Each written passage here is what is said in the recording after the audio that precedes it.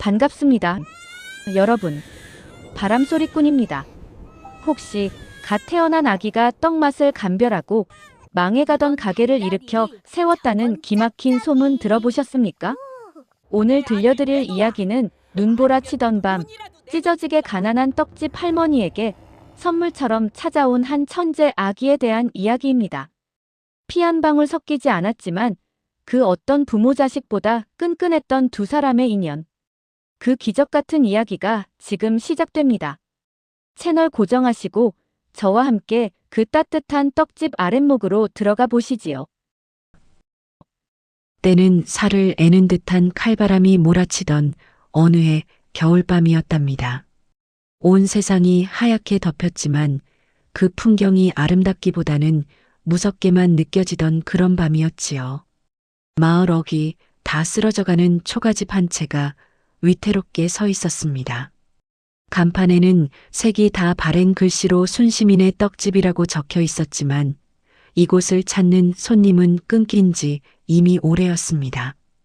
가게 안에는 희미한 호롱불 하나만이 쓸쓸하게 흔들리고 있었지요. 주인인 순심 할머니는 굳어버린 시루떡 몇 덩이를 물끄러미 바라보며 깊은 한숨을 내쉬었답니다. 에휴, 오늘도 공쳤구나. 이 늙은이 솜씨도 이제 다 되었나 보네. 할머니의 손은 평생 뜨거운 시루와 차가운 물을 오가느라 나무 껍질처럼 거칠어져 있었습니다. 남편을 먼저 떠나보내고 자식 하나 없이 홀로 떡을 빚으며 살아온 세월이 어언 40년. 이제는 관절 마디마디가 쑤시고 아파 떡매를 칠 힘조차 남아있지 않았지요. 차가운 방바닥에 앉아 식은 밥 한 덩이를 물에 말아 넘기려던 찰나였습니다. 휘잉 마이너스. 문풍지가 찢어질 듯 거센 바람소리 사이로 뭔가 이상한 소리가 섞여 들려왔답니다. 응애. 으응. 처음에는 그저 바람이 문틈을 비집고 들어오는 소리인 줄 알았습니다. 하지만 숟가락을 내려놓고 귀를 기울이니 그 소리는 분명 사람의 소리, 그것도 아주 여린 아기의 울음소리였지요. 이 밤중에 무슨 아기 소리란 말인가? 내 귀가 이제 망령이 들었나? 순심 할머니는 고개를 가로저으며 다시 숟가락을 들었지만 소리는 점점 더 애처롭게 들려왔습니다. 마치 살려달라고, 제발 나를 좀 봐달라고 애원하는 듯한 울음소리였지요. 할머니는 덜덜 떨리는 손으로 방문을 열고 밖으로 나갔습니다. 매서운 눈보라가 할머니의 주름진 얼굴을 사정없이 때렸답니다. 눈을 찡그리며 앞을 내다보던 할머니의 눈에 가게 앞 평상 위에 놓인 작은 보찜 하나가 들어왔습니다. 하얀 눈이 소복하게 쌓이기 시작한 그 보찜 안에서 가녀린 생명이 꿈틀거리고 있었던 것입니다. 아이고 세상에, 이게 웬일이야. 할머니는 버선발로 뛰쳐나가 보찜을 들어 올렸습니다. 얼음장처럼 차가운 바구니 안에는 얇은 혼이불에 쌓인 핏덩이 같은 아기가 파랗게 질린 채 울고 있었지요. 얼마나 울었는지 목소리는 다 쉬어 있었고 작은 입술은 보라색으로 변해 있었습니다. 어떤 천벌받을 놈들이 이 엄동설 안에 핏덩이를 버리고 갔단 말이냐. 할머니는 분노와 안타까움에 가슴을 치며 서둘러 아기를 품에 안고 방 안으로 들어왔습니다. 따뜻한 아랫목에 아기를 눕히고 자신의 낡은 솜니불을 꺼내 덮어주었지요. 그리고는 차가운 손을 비벼 열을 내어 아기의 얼어붙은 뺨과 손발을 주물러주기 시작했습니다. 아가, 죽으면 안 된다. 제발 눈 좀 떠보거라. 이 할미가 여기 있다. 할머니의 눈에서 뜨거운 눈물이 뚝뚝 떨어져 아기의 볼에 닿았습니다. 그 정성이 하늘에 닿았던 것일까요? 한참을 그렇게 주무르자 아기의 몸에 조금씩 온기가 돌기 시작했습니다. 그리고는 감겨있던 눈꺼풀이 파르르 떨리더니 이내 까만 눈동자가 할머니를 빤히 쳐다보는 것이 아니겠습니까? 그런데 참으로 기이한 일이었습니다. 보통의 아기라면 배가 고프거나 낯선 사람을 보면 자지러지게 울 법도 한데 이 아기는 울기는커녕 할머니를 보며 방긋 웃는 것이었습니다. 그 미소가 어찌나 해맑고 영롱한지 어두침침했던 방 안이 순식간에 환해지는 듯 했지요. 할머니는 그 미소를 보는 순간 가슴속 깊은 곳에서 뜨거운 무언가가 울컥 치솟는 것을 느꼈습니다. 그것은 평생 느껴보지 못한 따스함이었고 외로움에 지쳐 말라버렸던 삶의 의지였답니다. 할머니는 아기를 와락 끌어안으며 중얼거렸습니다. 그래, 하늘이 나 늙어 죽지 말라고 너를 보내주셨구나. 내가 너를 지켜주마. 내 목숨이 붙어 있는 한 너를 굶기지 않으마. 그날 밤 순심 할머니의 낡은 떡집에는 더 이상 찬 바람이 들지 않았답니다. 대신 두 사람의 거친 숨소리와 따뜻한 온기가 방 안을 가득 채우고 있었지요. 이것이 바로 훗날 조선 팔도를 들썩이게 할 천재 떡집 아기 복동이와 순심 할머니의 첫 만남이었답니다. 하지만 여러분, 이것은 시작에 불과했습니다. 이 아기가 떡집에 들어온 다음 날부터 믿을 수 없는 일들이 벌어지기 시작했으니까요. 과연 복동이에게는 어떤 비밀이 숨겨져 있었을까요? 그렇게 눈보라 치던 밤의 인연으로 할머니와 가족이 된 아이는 복덩어리가 굴러들어왔다 하여 복동이라는 이름을 얻게 되었습니다. 복동이는 할머니의 지극정성 어린 보살핌 속에 무럭무럭 자라났습니다. 그런데 이 아이 자라면서 하는 짓이 여간 비범한 게 아니었답니다. 다른 아이들이 흙장난을 치며 놀 때 복동이는 하루 종일 떡지는 시루 옆에 쪼그리고 앉아 하얀 김을 코로 들이마시며 킁킁거리기 일쑤였지요. 마치 떡이 익어가는 냄새를 감별하려는 듯 눈을 지그시 감고 고개를 끄덕이기도 하고 가로젓기도 하는 모양새가 꼭 훈장님 같았습니다. 그러던 어느 날 복동이가 3살이 되던 해였습니다. 그날도 순심 할머니는 새벽부터 일어나 쑥개떡 반죽을 하고 계셨지요. 그런데 나이가 들어서인지 아니면 눈이 침침해서인지 그만 소금 단지와 설탕 단지를 헷갈리고 만 것입니다. 할머니가 소금을 집어야 할 순간에 설탕을 한 웅큼 집어 반죽에 넣으려는 찰나였지요. 안 돼, 할매. 그거 아니야.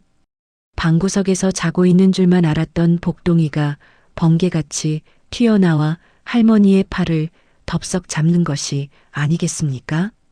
할머니는 깜짝 놀라 뒤로 넘어질 뻔했습니다. 평소 말수가 적던 아이가 저렇게 또렷하고 다급한 목소리로 소리를 지른 것은 처음이었으니까요. 아이고, 복동아. 왜 그러느냐? 할미 놀라 자빠질 뻔했다. 복동이는 할머니의 손에 들린 설탕을 툭 쳐내고는 고사리 같은 손가락으로 소금 단지를 가리켰습니다. 짭짜리 넣어야지. 이건 달달이야. 떡 맛 배려. 할머니는 기가 찼습니다. 내가 떡 맛을 아느냐? 조그만 녀석이 별소리를 다 하는구나. 할머니는 웃어넘기려 했지만 복동이의 눈빛은 3살배기에 그것이 아니었습니다. 마치 수십 년 떡을 빚어온 장인처럼 매섭고 진지했지요. 복동이는 직접 소금 단지에 손을 쑥 집어넣더니 소금을 아주 조금 꼬집듯이 쥐어서는 반죽 위로 훌훌 뿌리는 것이었습니다. 그러고는 콩가루통을 가져와서는 평소 할머니가 넣던 양의 딱 절반만 덜어 넣었지요. 할매, 오늘은 쑥이 억세. 콩가루 많이 넣으면 텁텁해. 요만큼만 넣어야 쑥 향이 살아. 할머니는 입이 딱 벌어져 다물어지지 않았습니다.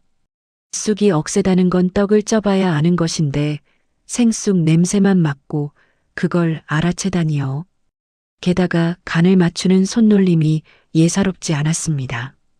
할머니는 반신반의하며 복동이가 배합해준 대로 떡을 쪄보았습니다. 잠시 후 시루에서 김이 모락모락 피어오르는데 그 냄새부터가 평소와는 확연히 달랐습니다. 구수하면서도 향긋한 쑥 내음이 콧속을 파고드는데 입안에 침이 절로 고이는 것이었지요. 할머니는 떨리는 손으로 갓 쪄낸 떡을 한 입 베어 물었습니다. 그 순간 할머니의 두 눈이 휘둥그레졌습니다. 이 맛은, 입안에서 쫄깃하게 씹히는 식감은 둘째치고 짭짤함과 달콤함의 조화가 그야말로 기가 막혔습니다. 쑥의 쌉싸름한 맛을 적당한 소금 간이 잡아주고 줄어든 콩가루 덕분에 쑥 본연의 향기가 입안 가득 퍼져나갔지요. 평생 떡을 만들어 온 할머니 자신도 한 번도 만들어 보지 못한 그야말로 천하임이었습니다. 할머니는 먹던 떡을 내려놓고 복동이를 와락 끌어안았습니다. 아이고, 내 새끼, 내가 정녕 떡 신선이란 말이냐? 어찌 이런 맛을 냈어? 복동이는 그저 배시시 웃으며 할머니의 볼에 묻은 콩가루를 떼어줄 뿐이었습니다. 할매떡이 제일 맛나야지. 그래야 우리 배 안 골치. 그날 할머니는 깨달았습니다. 자신이 주워온 이 아이가 평범한 아이가 아니라 하늘이 내린 천재라는 사실을 말이지요.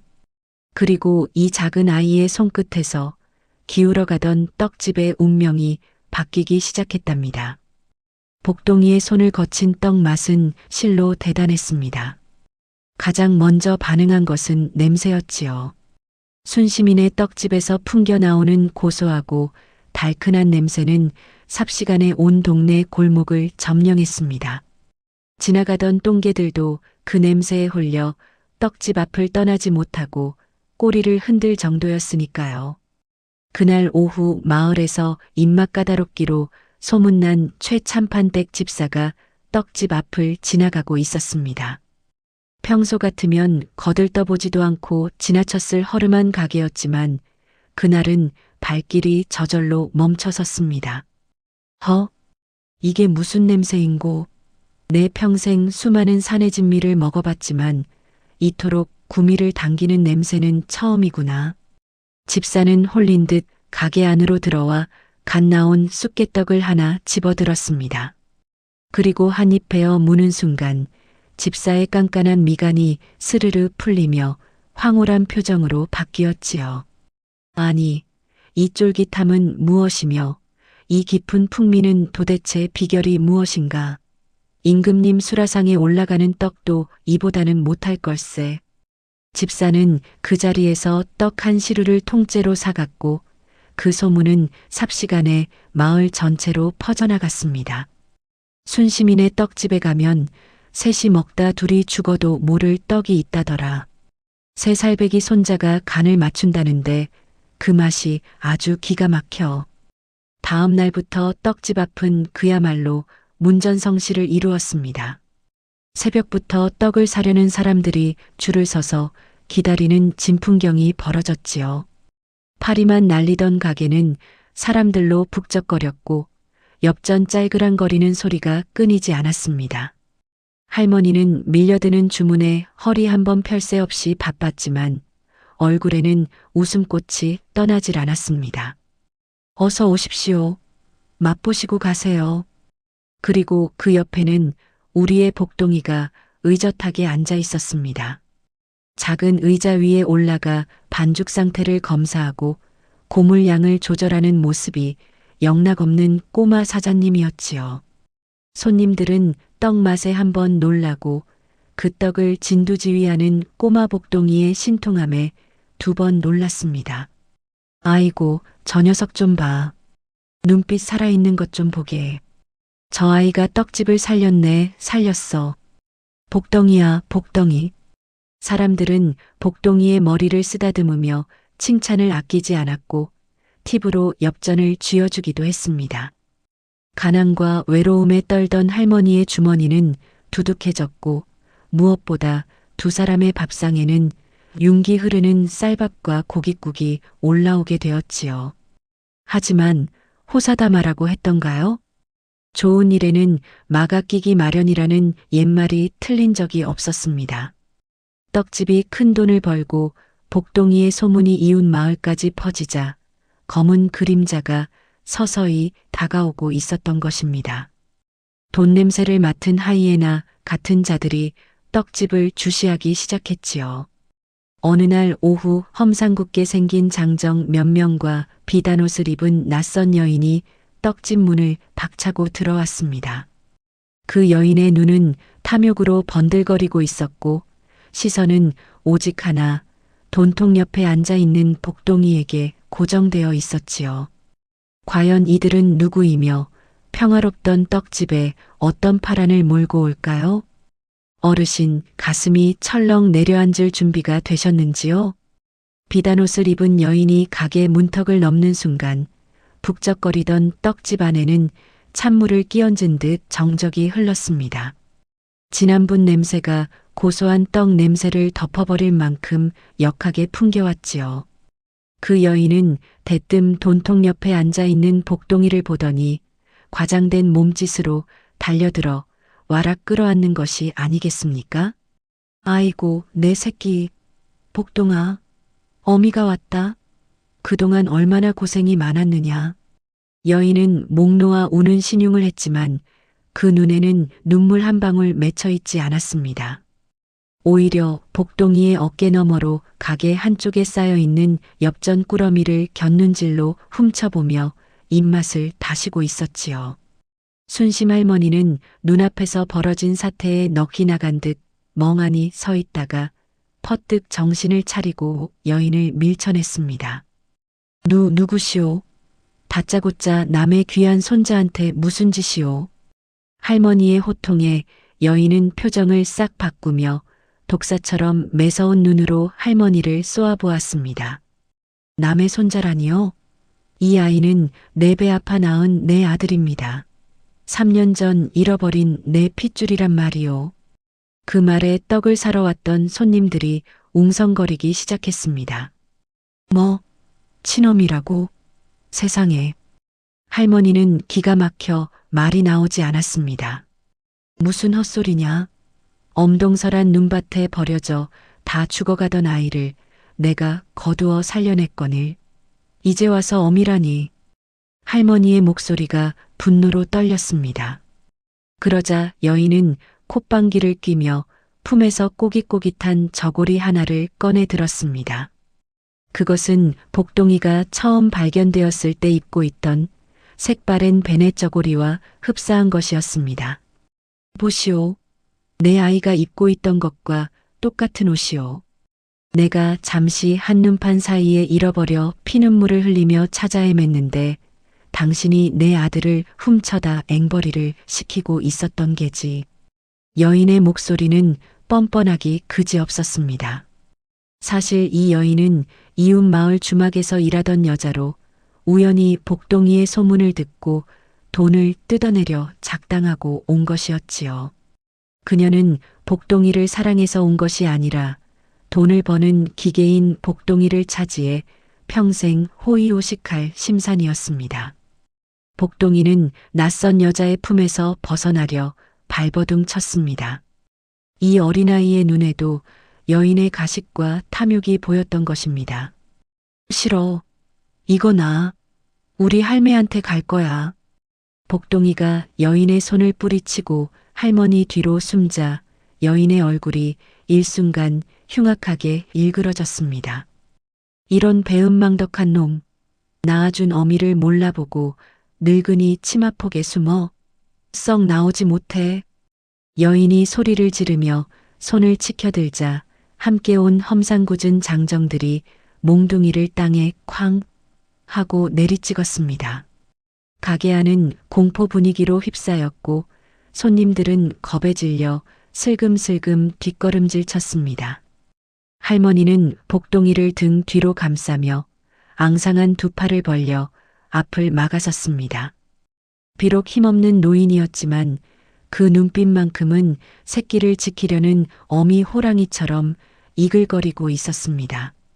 내 눈에 흙이 들어가기 전엔 안 된다. 이 아이 털끝 하나라도 건드리면 천벌을 받을 게다. 할머니의 완강한 저항에 여인과 함께 온 덩치 큰 사내가 굵은 팔뚝을 걷어붙이며 앞으로 나섰습니다. 그는 마을에서 악명 높은 고리대 금업자 왕서방의 하수인이었지요. 허허, 이 할망구가 좋은 말로 하니까 못 알아듣네. 친어미가 아들을 데려가겠다는데 남이 무슨 자격으로 막는단 말이오? 사내는 위협적으로 떡판을 걷어찼습니다. 와르르 마이너스. 정성껏 빚은 쑥개떡들이 바닥에 나뒹굴고 지시겨졌습니다. 내 아들을 돌려주지 않겠다면 그동안 내 아들을 부려먹어본 돈이라도 다 내놓으시오. 그게 사기지 않겠소? 여인이 본색을 드러내며 악을 썼습니다. 역시나 그들의 목적은 복동이도 복동이지만 떡집이 벌어들인 그 많은 돈이었던 것입니다. 할머니는 지지겨진 떡을 보며 가슴이 미어지는 듯 했지만 물러서지 않았습니다. 돈은 한 푼도 줄 수 없다. 그리고 이 아이는 절대 못 데려간다. 썩 꺼지거라. 이 늙은이가 진짜.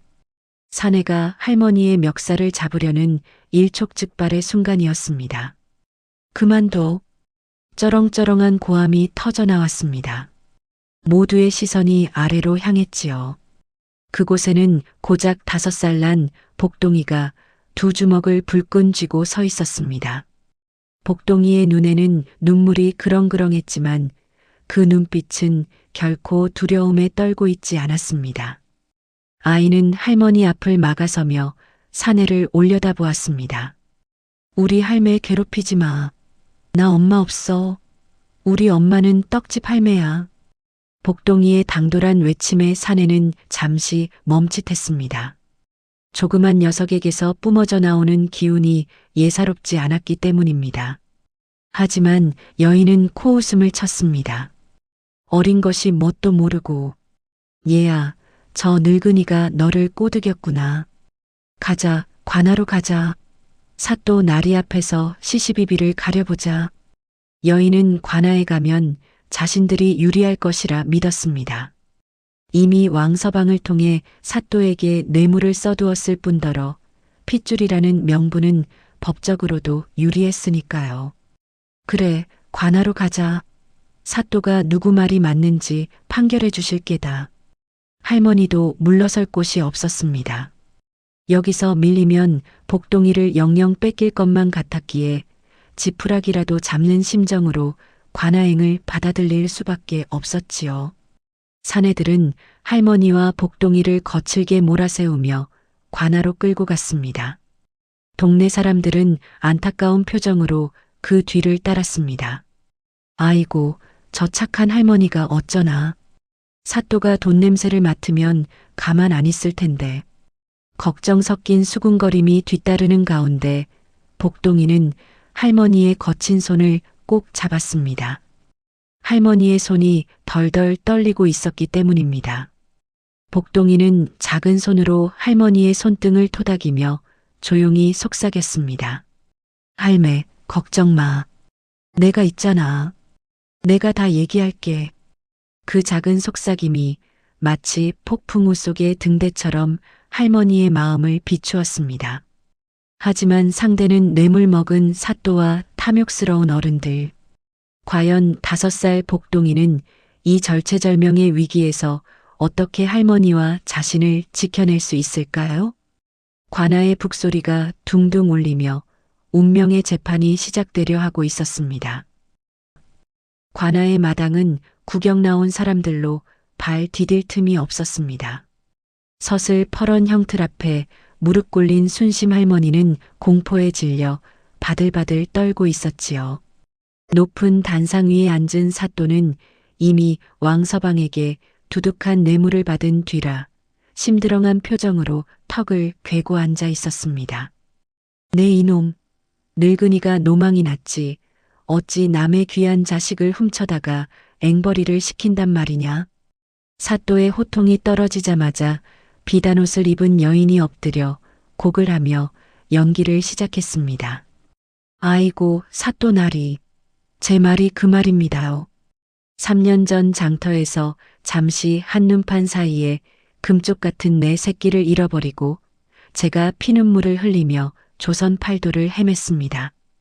헌데 저 늙은이가 내 아들을 데려다가 종처럼 부려먹고 있었으니 이 어미 억장이 무너지지 않겠습니까? 여인은 거짓 눈물을 찍어내며 가슴을 치는 신용을 했습니다. 그 연기가 어찌나 감쪽 같은지 사정을 모르는 구경꾼들은 혀를 차며 할머니를 흘겨보기도 했지요.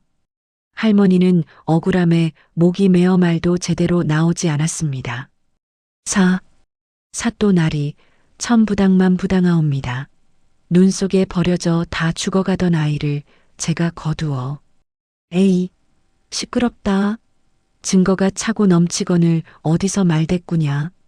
사또는 할머니의 말을 싹둑 자르더니 왕서방 눈치를 슬쩍 보고는 판결을 내리려 했습니다. 저 늙은이를 당장 옥에 가두고 아이와 떡집의 모든 재산은 친어미에게 돌려주도록 하라. 청천벽력 같은 판결이었습니다. 포졸들이 할머니를 끌어내려 달려들었고 여인은 회심의 미소를 지으며 복동이의 팔을 거칠게 낚아챘습니다. 자, 가자 아가야. 이제 고생 끝이다. 엄마랑 가서 호강하며 살자. 하지만 그 호강이라는 말이 복동이 귀에는 돈벌이로 들릴 뿐이었습니다. 할머니는 포졸들에게 질질 끌려가면서도 복동이를 향해 손을 뻗으며 울부짖었습니다. 안 된다. 복동아. 우리 복동이 못 보낸다. 으앙. 할머니의 처절한 울음소리가 관아 마당을 울렸지만 권력과 탐욕 앞에 힘없는 노인의 눈물은 그저 덧없는 이슬과 같았습니다. 이대로 모든 것이 끝나는 것만 같았던 절망적인 순간이었지요. 그때였습니다. 잠깐 멈추시오. 어른들의 고함 사이로 어린아이의 또랑또랑한 목소리가 비수처럼 날아와 꽂혔습니다. 바로 복동이었습니다.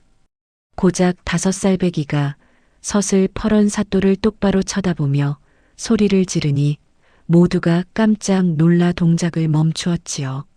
사또는 어이가 없다는 듯 코웃음을 쳤습니다. 허허, 저 맹랑한 녀석 좀 보게. 감히 관아에서 고함을 쳐? 내 녀석도 곤장 맛을 좀 봐야 정신을 차리겠느냐? 하지만 복동이는 눈 하나 깜짝하지 않고 앞으로 걸어나갔습니다. 그리고는 여인의 손을 뿌리치고 사또 앞에 섰습니다. 사또 날이 나라의 녹을 먹는 분께서 어찌 한쪽 말만 듣고 판결을 내리십니까? 제가 진짜 엄마를 가려낼 방법을 알고 있으니 제 말을 한 번만 들어주십시오. 그 당돌함과 총명함에 구경꾼들이 웅성거리기 시작했습니다. 야, 저 꼬마 말하는 것 좀 봐. 보통이 아니네. 분위기가 묘하게 흘러가자 사또도 함부로 무시할 수가 없게 되었지요. 오호라, 내가 진짜 어미를 가려낸다고? 그래, 어디 한번 짓거려 보거라.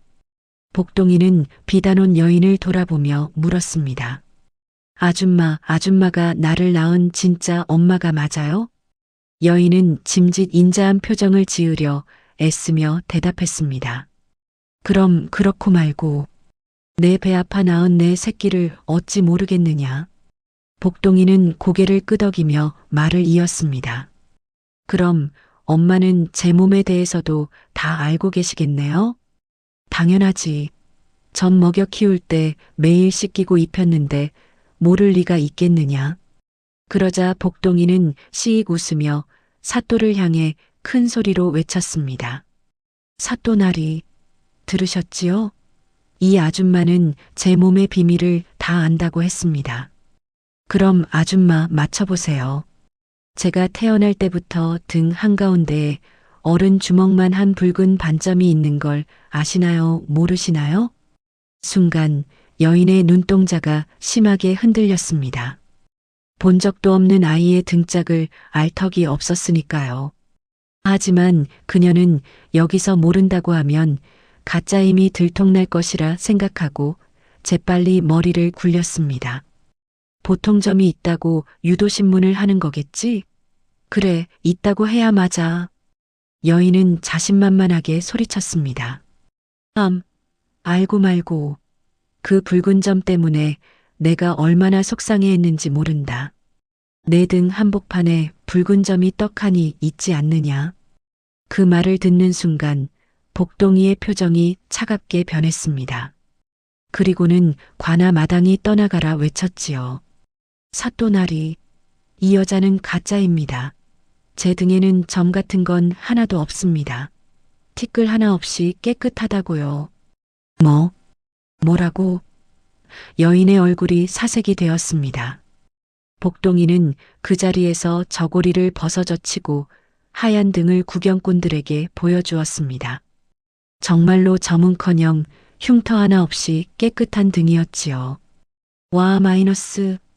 구경꾼들의 함성이 터져나왔습니다. 저 여자가 거짓말을 했어. 가짜야, 가짜. 어린애 유도신문에 딱 걸려들었구만. 복동이는 여기서 멈추지 않고 결정타를 날렸습니다. 여인의 발을 손가락질하며 말했지요.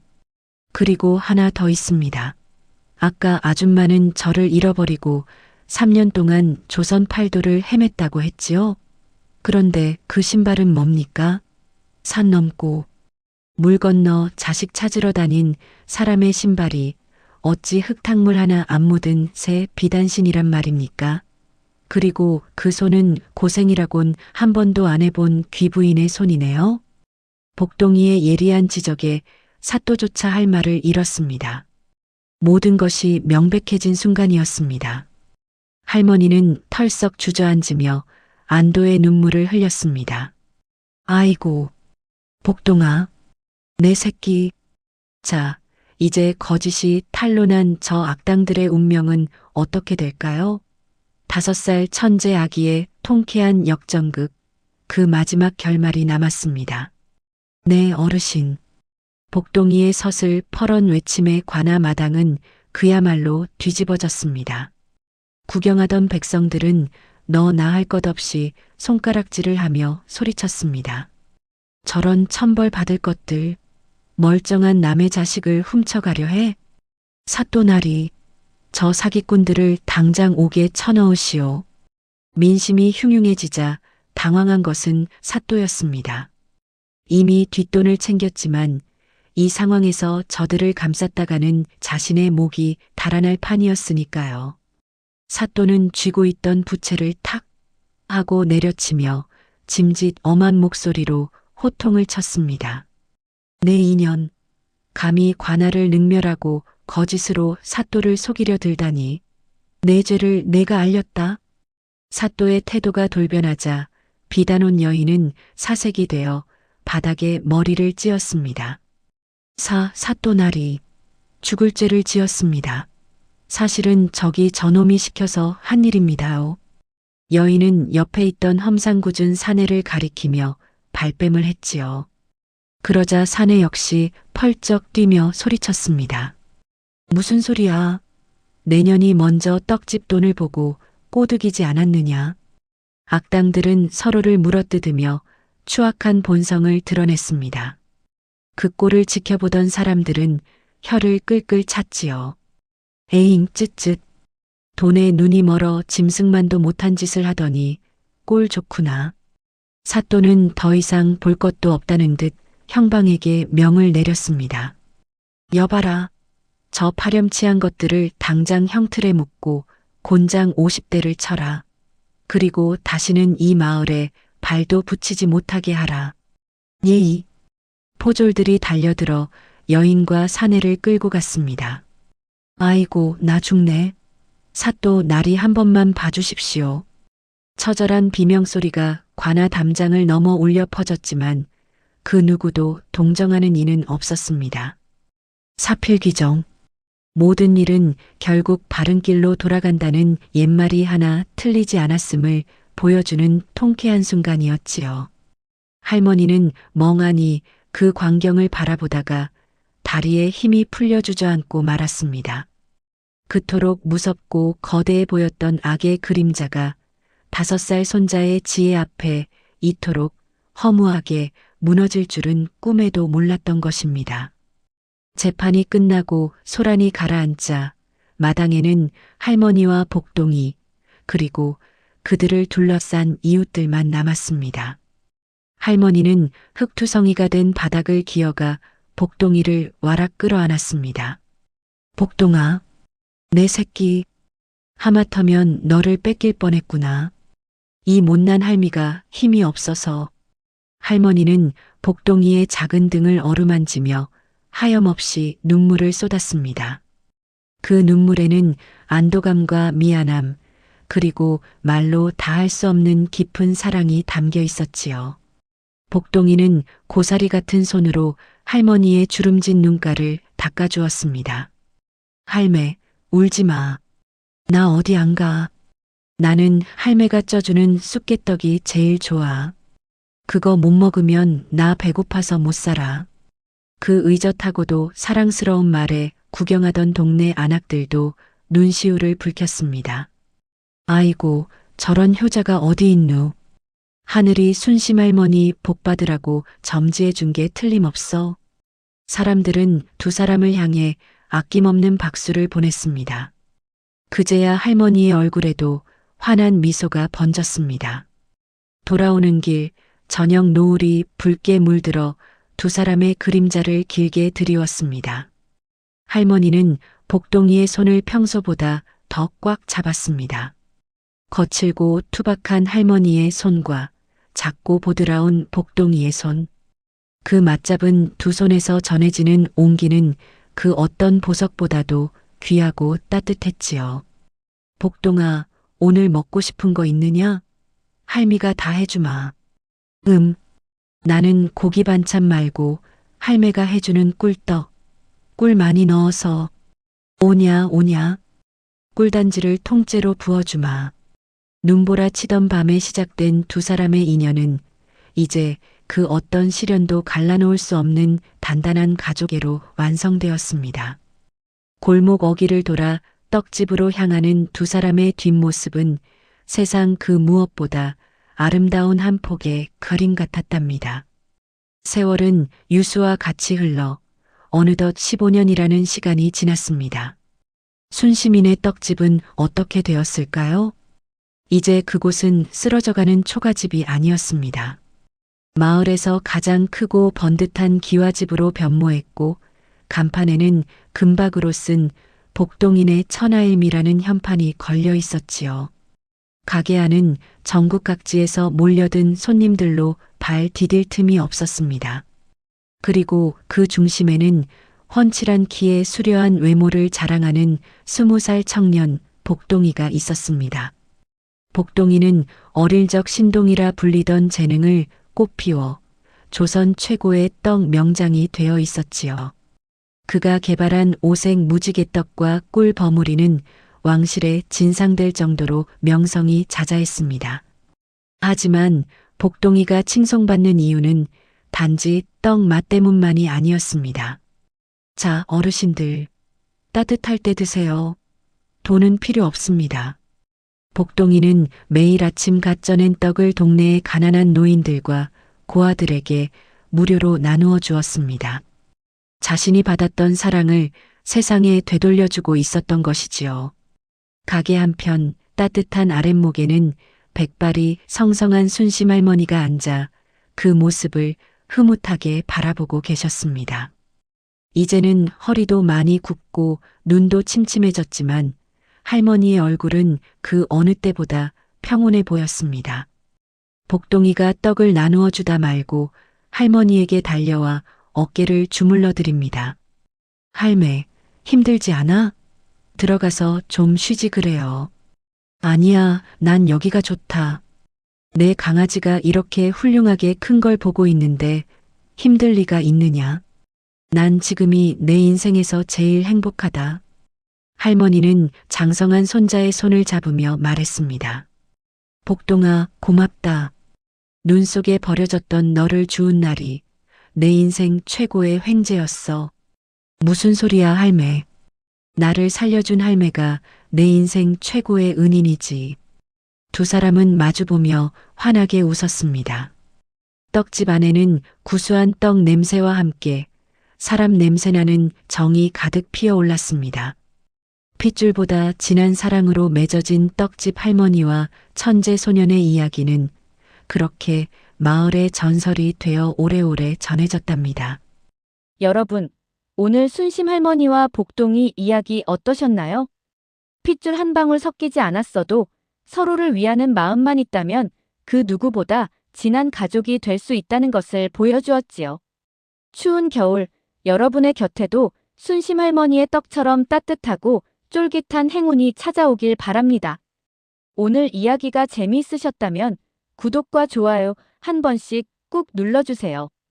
저 바람소리꾼은 다음에 더 맛깔나고 신기한 옛날 이야기 한 보따리 짊어지고 찾아오겠습니다. 늘 강건하시고 복 많이 받으십시오.